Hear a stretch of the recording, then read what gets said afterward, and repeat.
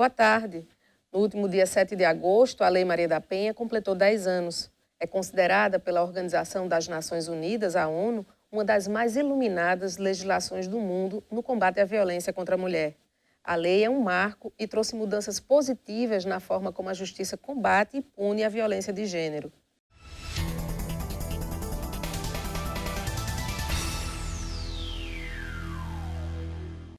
Infelizmente, as estatísticas mostram que ainda é estarrecedora a quantidade de casos de violência contra a mulher. Para se ter uma ideia, nos primeiros 6 meses deste ano, a Central de Atendimento à Mulher, o Ligue 180, registrou mais de 555 mil atendimentos. Destes, mais de 67 mil relatos foram de violência, sendo que cerca de 87% das ocorrências são situações previstas na Lei Maria da Penha. Para falar sobre os 10 anos da lei, o programa Tema Jurídico de hoje recebe a delegada titular da Delegacia da Mulher de Campina Grande, doutora Herta França. Boa tarde, doutora Herta. Seja muito bem-vinda aqui pela primeira vez aqui no Tema Jurídico. É um prazer tê-la aqui conosco e não poderia ser diferente, né, uma outra referência para a gente discutir os 10 anos da Lei Maria da Penha, uma lei que homenageia, né, inspirada numa mulher que sofreu violência doméstica, a dona Maria da Penha, que ficou paraplégica a partir de um ato de violência protagonizado pelo próprio marido. E essa lei, né, depois de 10 anos, a gente queria ouvi-la, sobretudo se ainda é recorrente o número de mulheres que ainda defendem o até que a morte nos separe. Isso, exatamente. Então, desde a entrada em vigor da Lei Maria da Penha, é um dos desafios, né? Tivemos início com a vigência da lei uma campanha nacional, né? Inicialmente de conscientização, né, da mulher, exatamente para que ela não seja tolerante com esses atos de violência que ela sofre no âmbito doméstico. Então, nós tivemos um aumento, sim, de registros, mas ainda é um número subnotificado. Então, ainda existe essa cultura e por vários fatores, na verdade, vários fatores concorrem para que a mulher não procure ainda ajuda. Então, eu responderia que tivemos um aumento considerável de registros, hoje mais mulheres registram e cada vez mais cedo, né? Exatamente para que possibilite que se intercepte esse ciclo característico da violência, que acaba redundando em atos mais graves. Mas ainda temos muito que conseguir de conscientização dessas mulheres e encorajamento para que elas procurem, sim, a delegacia o quanto antes. Agora, como a senhora falou, no primeiro momento foi feita campanha e se percebeu em estatísticas uma redução. Só que na sequência a gente tem uma curva ascendente de novo desse número de violência contra a mulher. Mas seria muito mais uma questão do despertamento e o encorajamento dessa mulher para ir agora e fazer a denúncia do que efetivamente um maior número de violência mesmo. Bom, eu acredito que não há um crescimento na violência, né? Eu acho que os nossos números aumentam, na verdade, porque as mulheres procuram mais, né?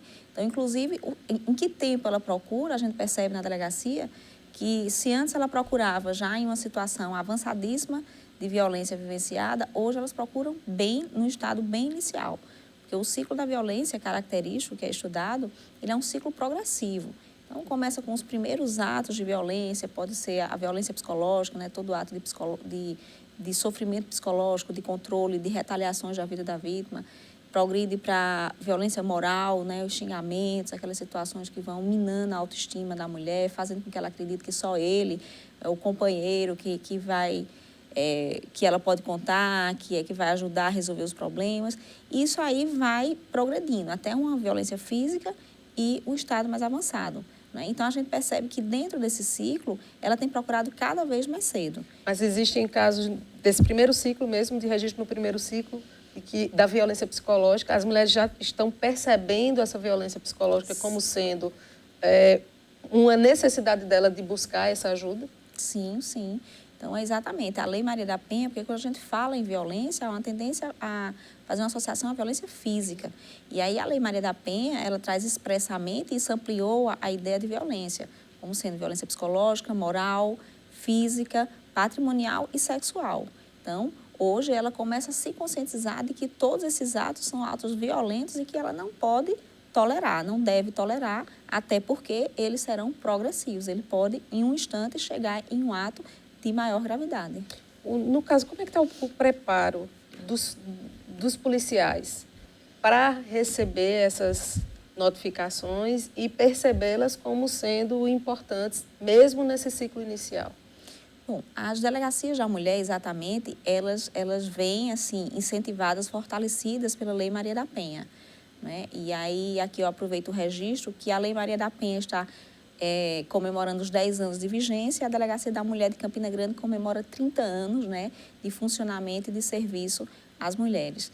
Então, exatamente com a Lei Maria da Penha que se tem um fortalecimento, né, e outras ideias no atendimento, exatamente na capacitação, no atendimento mais humanizado, mais atento às necessidades da vítima e a uma rede de atendimento, né? Então, a gente não tem como fazer o enfrentamento de violência doméstica isoladamente.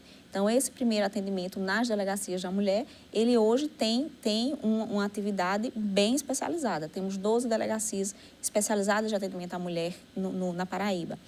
E em outros polos que nós não temos a delegacia especializada, nós já estamos iniciando capacitações, né? Então, já iniciamos visitas a outras seccionais, né, delegacias seccionais, ou seja, outras regiões do estado, exatamente para levarmos toda essa experiência, essa necessidade desse atendimento mais especializado à mulher vítima de violência doméstica.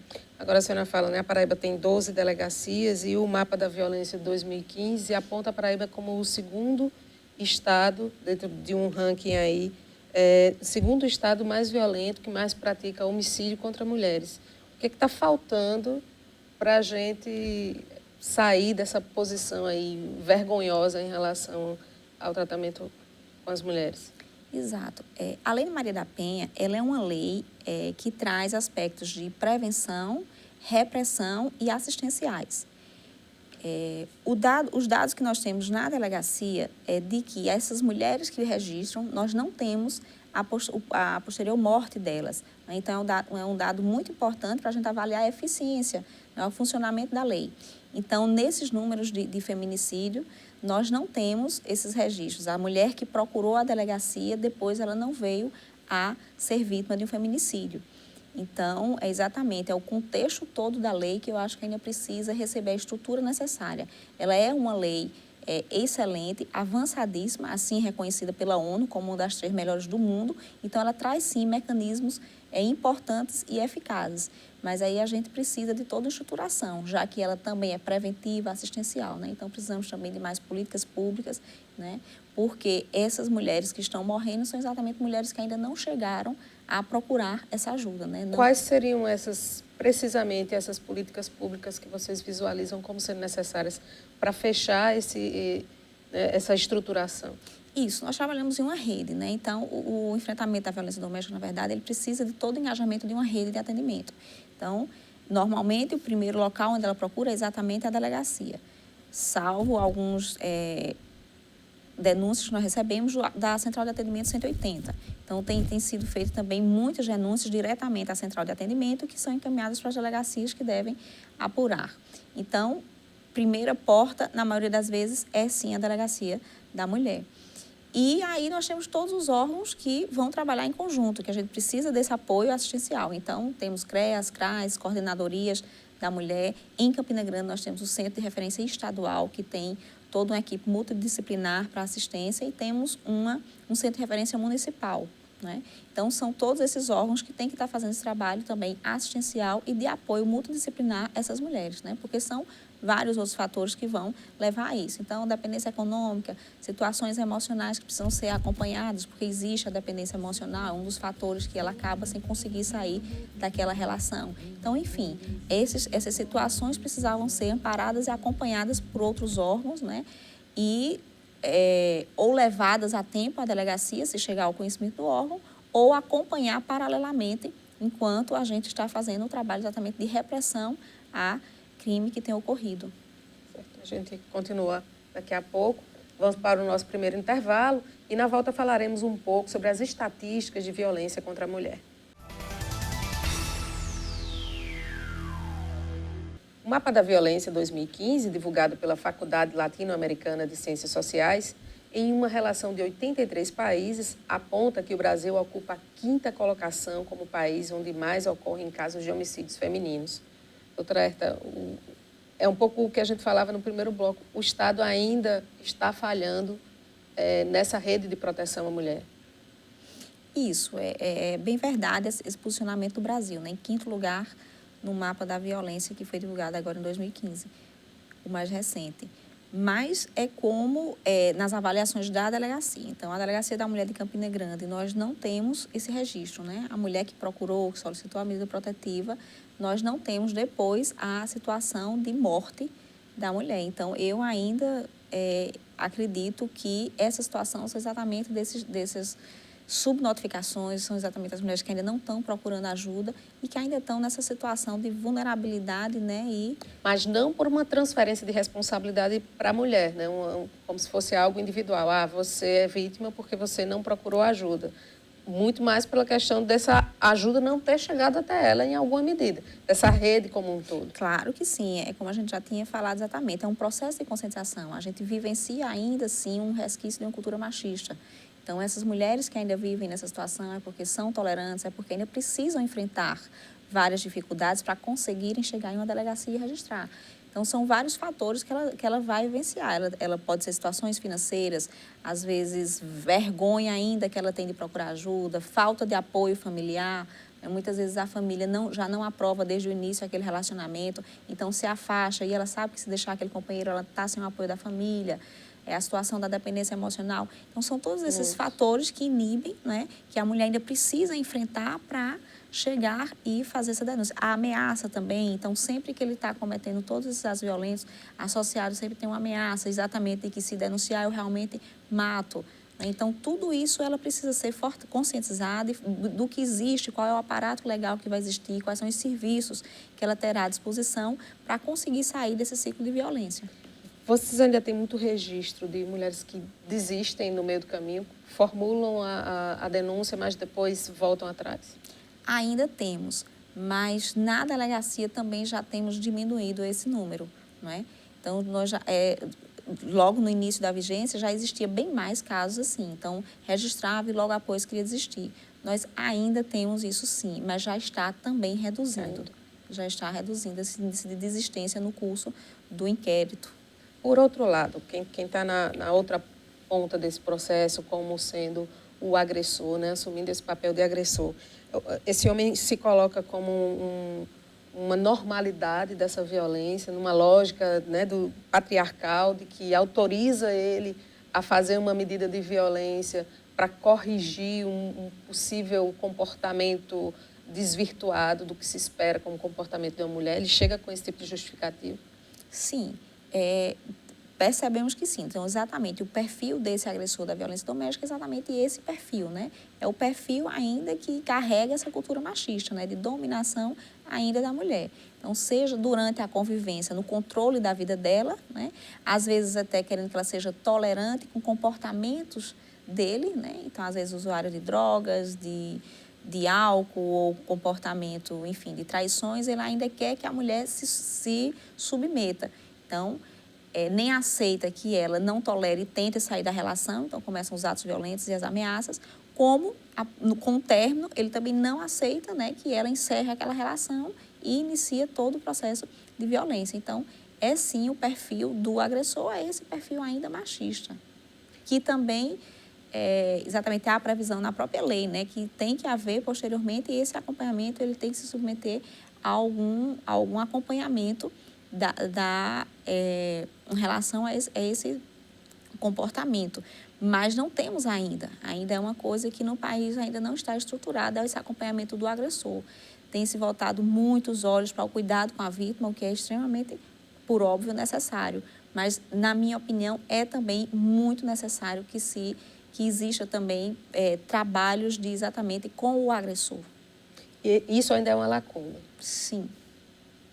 E aí, nesse sentido, né, nessa ausência desse trabalho, dos casos que são acompanhados pela delegacia, em alguma medida vocês veem alguma reversão desse comportamento desse homem e a mulher acredita nessa possibilidade? Sim. O que ocorre, na verdade, com o nosso sistema penal é o endurecimento das leis, né, as penas mais gravosas, na tentativa de modificação do comportamento, né? Então, na verdade, é o funcionamento do sistema penal. E assim foi com a Lei Maria da Penha. Então, a Lei Maria da Penha, ela na verdade, ela tem 10% do tratamento criminal. Então, nesses 10% significativos, ela trouxe um procedimento mais rigoroso ao tratar o crime, né, cometido na situação de violência doméstica. Tá? Então, essa tentativa é exatamente o que nós precisamos, na verdade, é desconstruir um comportamento, uma cultura machista. E foi através do endurecimento de uma lei, tenta-se modificar este comportamento, né? E, de fato, ocorre. Então, muitos dos casos na delegacia, eu percebo realmente isso. A partir da primeira notificação, né, da medida protetiva, depois da intimação, a maioria tem tido a inibição do comportamento. Então, ele não progride mais. Por isso, a importância de todo esse aparato funcionar rapidamente, né, na tentativa exatamente de inibir esse comportamento e interceptar o ciclo de violência. A maioria dos casos, de fato, ocorre isso. A pena hoje, doutora, para deixar claro, qual foi a evolução gradativa dessa pena antes da Lei Maria da Penha e ao longo aí desses 10 anos? É isso. A Lei Maria da Penha, na verdade, ela não trata da pena, do quantum da pena, né, que vai ser aplicada. Ela trata do procedimento. Então, ela traz uma situação mais rigorosa para tratar os crimes praticados em situação de violência doméstica.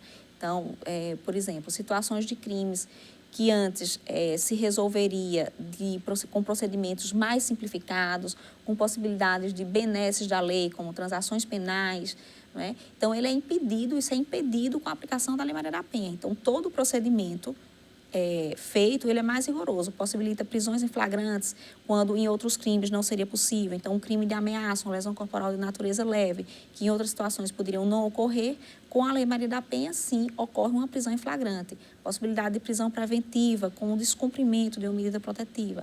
Então, ela passa a tratar com mais rigor, não é, todo o procedimento nos crimes de violência doméstica. Tem ocorrido também a denúncia, não por parte da vítima, mas por parte de quem acompanha a violência que ela sofre? Sim, nós recebemos. Mas no Disque Denúncia, né, na central de atendimento. Então, muitas vezes, as denúncias da central de atendimento são feitas por terceiros, né, que têm conhecimento de algum ato de violência e fazem a denúncia. E alguns casos, sim, já chegam na delegacia, às vezes algum familiar que sabe, que está percebendo que está ocorrendo tudo aquilo ali, já tem chegado, sim, denúncias por terceiros. Vamos para mais um intervalo. E na volta, a gente faz aí o último bloco, também falando sobre a violência doméstica.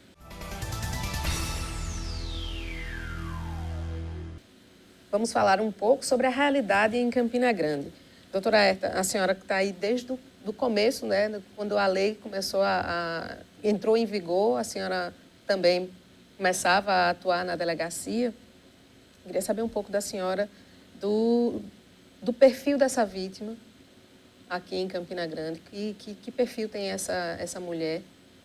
Como é que ela aparece? E, pontualmente, os números, as estatísticas mostram um dado crescente ou destacado com relação ao homicídio de mulheres negras. Eu queria saber se isso acompanha também aqui em Campina Grande. Bom, o perfil da mulher, em relação à relação com o agressor, né, como nós falamos, está sempre no âmbito exatamente do lar com o companheiro, né? São os maiores registros, são em relação aos companheiros ou ex-companheiros, são mulheres da faixa etária de 25 a 40 anos de idade. E nós temos aumentado, porque é uma violência, infelizmente, que ela está presente em todos os lugares, né? Então, realmente não existe nenhuma distinção. E hoje, em todas as classes sociais, nós temos presenciado, inclusive a mídia já tem veiculado situações, né? Porque, de fato, a violência doméstica está presente porque é uma questão cultural. E nós tínhamos exatamente, talvez por receio, vergonha, não tínhamos o registro em várias classes sociais. E hoje nós começamos a ter, né? Aquela história que nós conversamos do processo de conscientização e de encorajamento, né? Então, hoje nós temos essa violência, né, que como já foi dito, é a violência mais democrática, porque ela está em todos os âmbitos, né, ela não tem nenhuma distinção. E aí nós começamos a ter registros de uma diversidade, na verdade, de mulheres, de perfis, né, que começam a se conscientizar e procurar essa ajuda. No caso específico do crime de estupro, isso também chega como denúncia para vocês dentro do âmbito doméstico?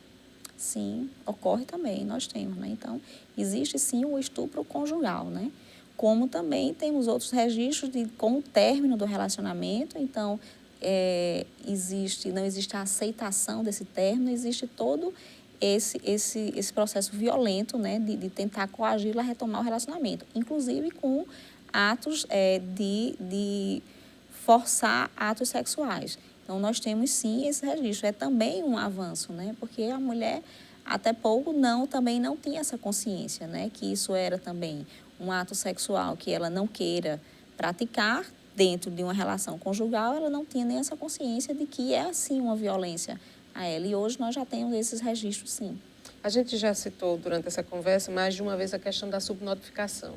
E um dos maiores receios da mulher é o depois desse primeiro momento de registrar a denúncia, né? De ir lá fazer a reclamação. Quais são as medidas protetivas para essa mulher depois que ela vai lá e denuncia o seu agressor? Vocês têm um aplicativo? Como é que essa mulher é acompanhada? De que forma isso acontece? Isso. Então, com o registro, né, exatamente é o momento em que a gente avalia, no primeiro atendimento, a mulher, que situação ela estava vivenciando, qual o caso dela concreto e quais as medidas que seriam necessárias, né? Essa informação para ela desse aparato legal e dos serviços que nós temos à disposição.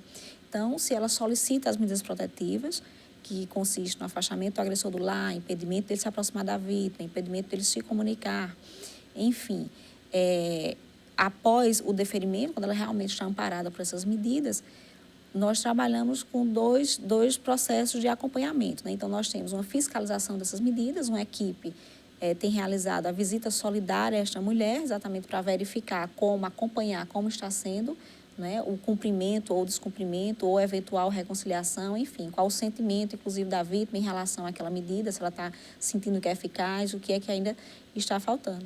E também temos o SOS Mulher, que é um aparelho celular com um aplicativo em que essa mulher passa a ser monitorada todos os dias. Então, todos os dias ela vai acionar dando informações da situação. Então, se ela aciona o verde, significa que está tudo bem, está tudo sob controle. Se ela aciona o laranja, já significa que algo já está, não está andando conforme deveria, né, o cumprimento pelo agressor dessas medidas protetivas. E o acionamento do vermelho é uma urgência, é imediato. Então, é acionado o CIOP, tem um GPS, né, no aparelho, então uma viatura é deslocada imediatamente para o local onde a vítima se encontra. Então, fica acompanhado simultaneamente pelo CIOP e pela Delegacia da Mulher. Isso tem funcionado a contento? Vocês têm tido casos, relatos nesse sentido? Olha, é urgente e consegue chegar no horário, chegar a tempo de evitar um problema maior? Sim, perfeitamente. Assim, o trabalho tem sido feito com muita atenção, né? Em parceria exatamente com o CIOP. Então, todo o acionamento vermelho do SOS tem se deslocado com urgência, sim, a viatura, né? E tem levado essa mulher à delegacia, porque nós tivemos casos de, por exemplo, acionamento acidental. Então, a equipe chega lá e diz, não, eu fui verificar alguma coisa, acionei acidentalmente o vermelho. Mas é exatamente toda a orientação que nós já passamos. Qualquer acionamento leva essa vítima para a delegacia, porque pode ocorrer de acionar e ainda está havendo algum processo de coação ali. Sim. Então, o trabalho que é feito é esse. Todo o acionamento, o deslocamento, ele é imediato, tem sido rápido, e essa vítima que acionou, ela sempre é levada até a delegacia para a gente conversar e verificar o que realmente ocorreu e registrar. Se ela está dizendo que foi um acionamento acidental, a gente registra ela informando que foi que realmente ocorreu. E se não foi, aí já tomar as providências, né? No mais das vezes, a própria prisão em flagrante do agressor, porque se ela acionou, significa que o agressor estava ali imediato, né? Ela estava em alguma situação realmente de iminência de uma violência. Doutora Herta, numa avaliação desses 10 anos, o que a gente pode vislumbrar para melhorar esse trabalho de proteção à mulher? Temos alguma PL em andamento que possa preencher lacunas que ainda complicam, fazer essa mulher chegar até essa rede de proteção? Isso. Então, como nós falamos, a Lei Maria da Penha é uma lei exemplar no enfrentamento à violência doméstica no mundo. Mas, como toda a dinâmica da própria sociedade, sempre precisa de alguns ajustes para acompanhar a necessidade, né, da dinâmica da social. E exatamente o PLC 07, que já foi aprovado na Câmara e está tramitando no Senado Federal, ele prevê alguns desses ajustes na lei. Então, alguns ajustes de ordem de atendimento a essas mulheres vítimas, criações de núcleos só para investigação de feminicídios e a possibilidade de que o próprio delegado de polícia defira a medida protetiva no primeiro atendimento. E aí, isso aí surge de uma necessidade das realidades das delegacias da mulher. Então, sempre que nós atendemos essa vítima de violência doméstica, que explicamos sobre as medidas protetivas e que elas acham necessário e solicitam, a gente explica que ela não está saindo ali com a medida, ela tem que aguardar um deferimento pelo Poder Judiciário. E isso aí gera uma sensação nela de muita insegurança e arriscada, de fato, porque o agressor, tomando conhecimento que ela esteve na delegacia e que ela retornou para o ambiente e nenhuma providência foi tomada, né, tem que aguardar ainda o deferimento da protetiva, é um período de risco, é perigoso. Que em média leva quanto tempo, doutora? Pela previsão da lei, 48 horas para que aquela delegacia encaminhe e mais 48 horas para que o judiciário defira. E aí, com o deferimento, sai uma notificação para o agressor, né, tomar ciência que ele está com essa limitação, essa restrição de aproximação da vítima. É um período de risco considerável. É sim. Então, exatamente foram a partir de casos concretos que surgiu exatamente essa ideia de alteração na lei, porque temos registros de mortes de mulheres nesse intervalo, né? Então, tanto ela de fato está em risco porque ela vai retornar para o ambiente, aliás, ela só tem duas possibilidades e a gente tenta conscientizar. Então, a gente precisa conscientizá-la de que ela não está saindo com essa proibição ainda, ele não está proibido de se aproximar, porque o delegado de polícia não pode ainda, pela lei, ainda não está autorizado a proibi-lo de se aproximar dela. Então, nós orientamos que ela, para resguardar a integridade física dela e até a vida, que ela se afaste dos ambientes que ele tem conhecimento, que ele conhece. Então, essa mulher vai sair da casa, vai evitar a rotina de trabalho dela, porque é a situação de risco que nós observamos nessa fase, né? Então, ou ele está convivendo ainda com ela em casa, ou ele sabe os horários dela, sabe onde ela trabalha. Então, essa mulher ela se afasta, vai para a casa de um parente, vai para a casa de uma amiga. Se tem filhos pequenos, vai com esses filhos para esses locais. Ficam com medo de ir ao trabalho, então deixam dias de ir. Isso, às vezes... interrompe a vida, né? Redunda em demissões, né? Porque ela fica com medo de ir para o trabalho até que receba essa medida protetiva. Ou ela vai para a casa-abrigo. Então, na casa-abrigo, ela vai ter toda a assistência, ela e os filhos, mas ela também vai ficar privada de todos os atos da vida dela, né? Então, e a outra opção é ela permanecer, não ter alteração na rotina dela, mas ela vai estar naquele ambiente vulnerável que é o que ele conhece, né? E a qualquer momento ele pode se aproximar. Né? Então, a própria vítima, isso surge da necessidade das reclamações que nós ouvimos da vítima. Né? Quando ela recebe, que ela diz, quer dizer que ele ainda não tem nenhuma proibição, ele continua ainda podendo se aproximar de mim. Então, foi dessa necessidade e de casos concretos que ocorreram nesse intervalo de morte de mulheres que surge exatamente essa proposta de alteração no PL. Com essa possibilidade do delegado, no primeiro atendimento, percebendo isso, possa aplicar duas das medidas previstas, né? Na verdade, não são todas, mas as duas medidas mais imediatas e que não interferem tanto assim nos direitos do agressor, porque seriam medidas só que determinassem uma distância para ele não se aproximar da vítima e não se comunicar mais com ela. Né? Em 24 horas, essas medidas seriam encaminhadas para o Poder Judiciário verificar. Então, como se faz, por exemplo, uma prisão em flagrante. A delegada de polícia lava um auto de prisão em flagrante, que é uma restrição bem maior, bem mais gravosa, porque é uma prisão restringe a liberdade de alguém, né? Liberdade de locomoção. E em 24 horas é encaminhada para o juiz, o Poder Judiciário, fazer o controle dessa legalidade. Mesma coisa ocorreria com o deferimento das medidas protetivas. Então, se o delegado, percebendo a vítima solicitando e percebendo essa urgência, defere essa medida, encaminha em 24 horas para que o Poder Judiciário avalie.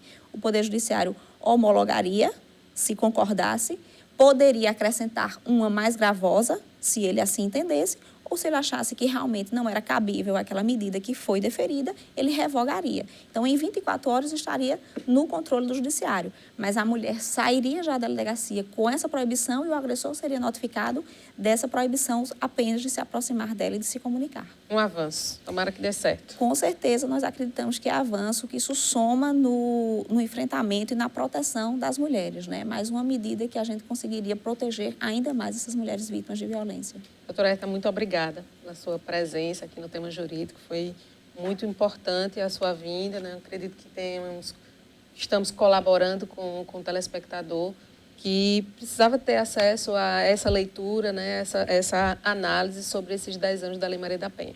Agradeço. E eu que agradeço a oportunidade, Carla, tanto de mostrar o trabalho, né, e conversarmos ainda mais. É uma excelente oportunidade, os 10 anos da lei, a gente fazer essa reflexão, né, juntos, né, até com a sociedade e todos os órgãos, do que a gente ainda precisa fazer para que o Brasil não ocupe mais essa desconfortável posição que nós estamos ocupando, né, de violência contra a mulher. Obrigada. Muito grata. Chegamos ao final do programa. Agradecemos pela sua audiência aqui na TV Itararé, a emissora que mais cresce na região. Siga nosso canal no YouTube. Bom final de semana e até sábado que vem.